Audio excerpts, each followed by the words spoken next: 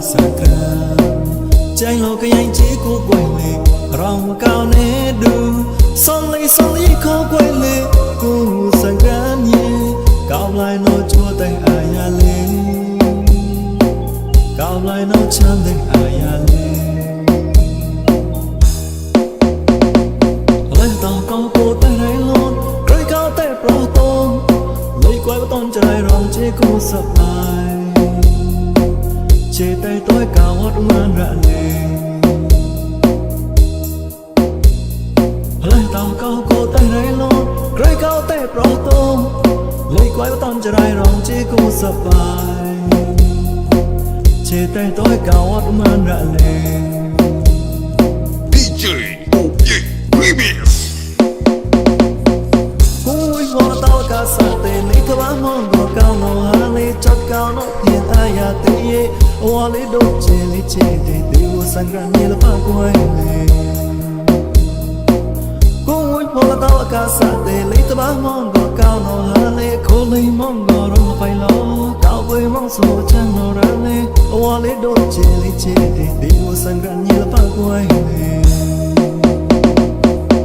cô nhìn sân anh của ta sakra chai lo cái anh chỉ cô quay lệ rong cao nè du song lấy khó quay lệ cô sakra nhé cao lại nó chua tay ai à lệ cao lại nó chăn tay ai à lệ